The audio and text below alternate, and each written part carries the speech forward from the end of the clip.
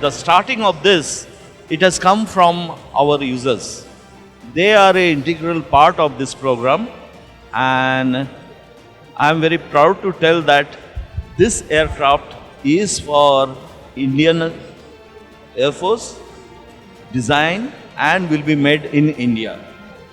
The status is that the design phase we have already completed. Now the detailed design where we start generating a data and do various kinds of testing for making the prototype. So those models and drawings, these kind of activities are there, which is all directed towards making the prototype and flying. We are hoping to start very shortly, maybe in this year, even the fabrication activities of the first prototype, and we are keeping a target that the rollout of AMCA, which is the India's fifth generation aircraft, will happen somewhere in 2024, followed by its first flight in 25, and then we require another at least 5 years time to complete the certification, so that after that it can be inducted to the services. If you see, both F-22 or JSF or the Russian aircrafts or J-21 Chinese, the only aircraft with a canard, they are a higher weight category. This aircraft and J-31, these are the only, what we hear, J-31 we don't get much information, but this would be a medium weight category. But even though this is a medium weight category, as I said, that it has been designed based on the requirement of our users. And if you compare with those aircrafts, we will see that even in the medium weight category, we are very fine doing in terms of the RCS values, in terms of weapon carrying capability, as well as in terms of the radius of action. The next thing is that some of those aircrafts have been developed much earlier. But today, as the time progresses, there are a large amount of technologies which get matured.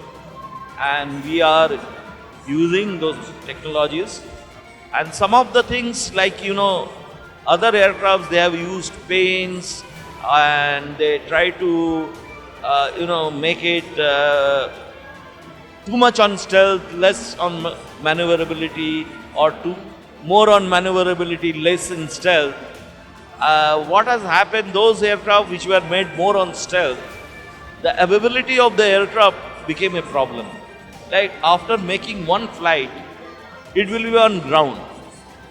A lot of maintenance and other activities needs to be done, which is generally easier for fourth generation aircraft because the accessibility is there. Next is that also to prepare, they take 1 day, 2 days. But this aircraft, those inputs, those learnings we have taken into consideration while designing this aircraft. So we have also integrated vehicle health monitoring, which we have addressed from the beginning of the design to ensure that the availability of this aircraft is very high. Whenever they want, they can use it.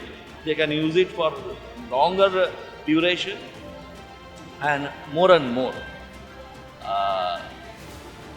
Also, in terms of technologies, the kind of materials and other things which we have developed successfully, those are things will be there in this aircraft. Again, I feel very proud. See, in a fighter aircraft, the major cost comes from the avionics, sensors and electronic warfare systems. For this aircraft,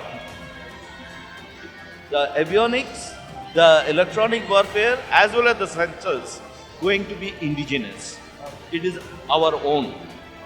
And there are also, since we have a very good experience of LCA.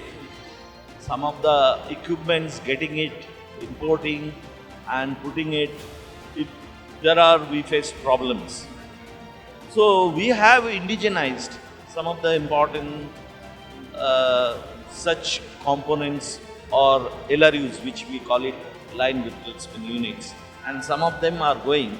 So this will have very high percentage of indigenous contents.